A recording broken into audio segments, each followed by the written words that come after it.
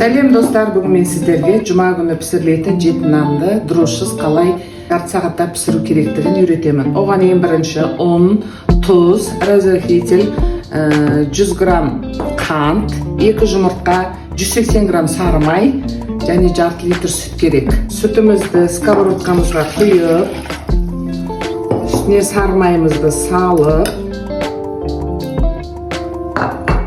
газға қойып бердім. Isıtып алған сары майымыз бен сүтімізді қамыр илейтін табағымызға құямыз.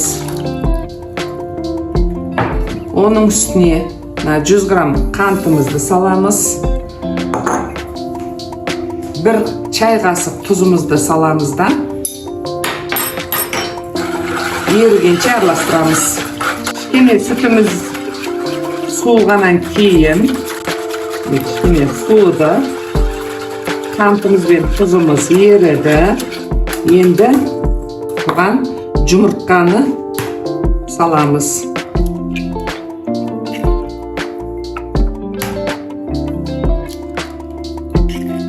Екі жұмыртқамызды салып, қайтадан араластырамыз.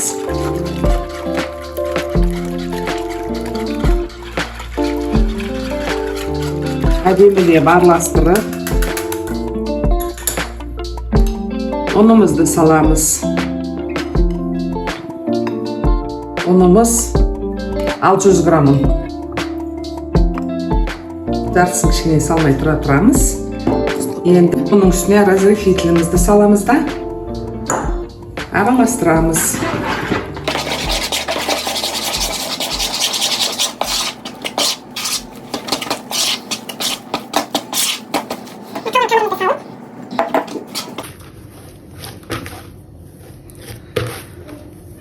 Міне өстіп қамыр илейміз. Өте қатты емес, өте жұмсақ емес, средний. Осылай қамырды илеп,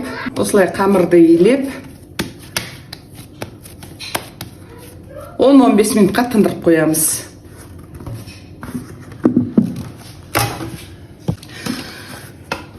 Он минут тынған нанымызды алып, осылай илейміз.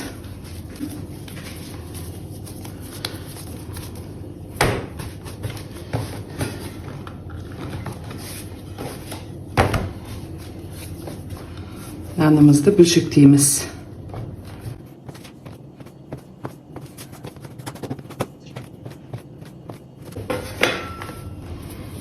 Нанымызды өстіп бөлшектеп алып, әрқайсысын өстіп домалақтап жасаймыз.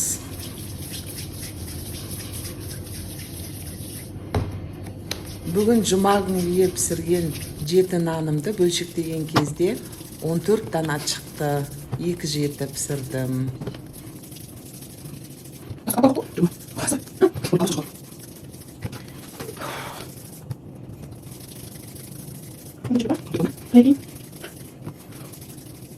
Домалақтаған нанымызды ұлтауменен жұқалыған 2 миллиметр қылып, 1 келкі қып домалақтап жаямыз.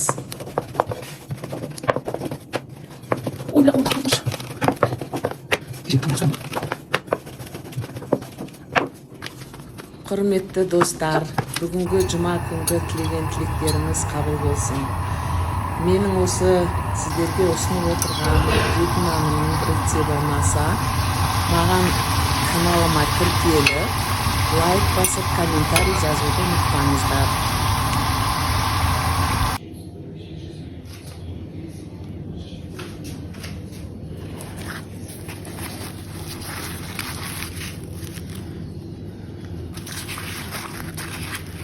Керемет.